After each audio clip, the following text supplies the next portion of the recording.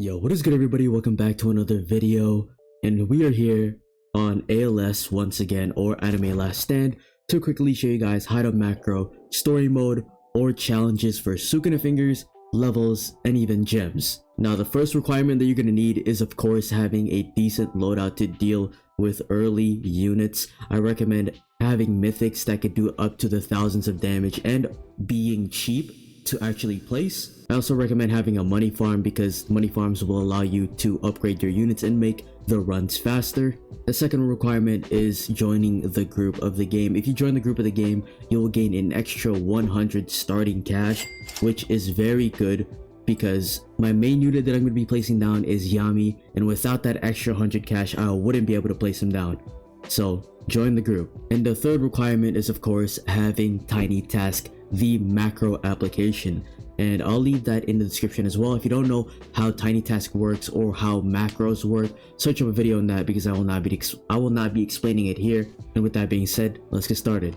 Now I know that maps like FreeNami, Hollow Dimension, or maybe even Water Park have different random spawns, but one thing that is set is that Desert Village always has a single set spawn. So if you're gonna grind story mode for this macro, do Nightmare on Act 6 for Desert Village. But in this example, I will be using the challenge area because you could grind Sukuna fingers. Let's get into the macro. Alright, so this example, I'm using a video or recording of me already having the macro done, and I'm just gonna go step by step on how it works for this map.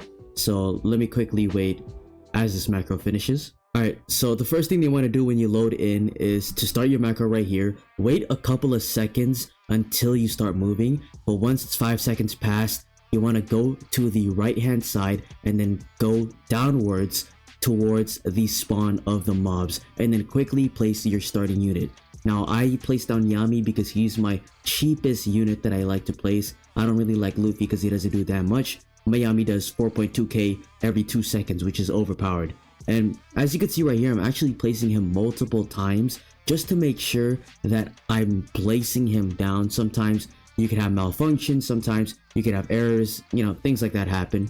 And then on the left hand side, or wherever there is space, place down your money unit, which is idle. My money unit is idle. From here, save a little bit more cash. I save up for Gojo because he is a hybrid, but if you have an air unit or something like that, there's a perfect spot over here to place your hills, or like I said, use a hybrid like Gojo.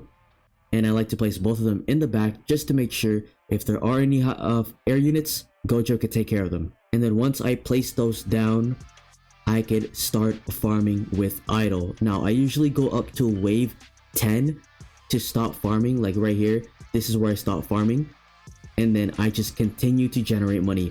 As I'm generating money, that's when I'll start upgrading my units. So I just got 12k from that. I placed the Whitebeard in the back just to have a safety net for any leakage, and there we go. I upgraded Whitebeard, puts in extra damage, and then I'm gonna keep upgrading all of my units on the screen. Very simple, very easy. And I even have Yami upgraded to the point where he has slow, so any support unit, stuns, things like that, if you have him in your loadout, that'll be very useful as well, because the bosses can be pretty difficult if you're not strong enough.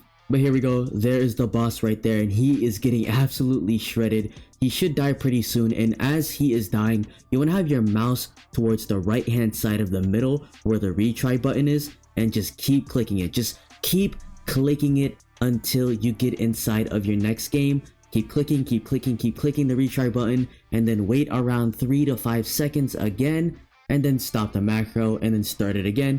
There you go.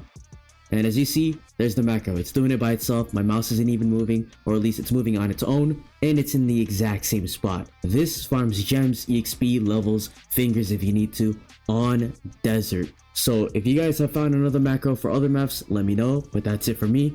Quite simple, quite easy. I'm going to be upgrading my Sukuna very soon, and I hope you guys can too. So I'll see you guys later. Peace.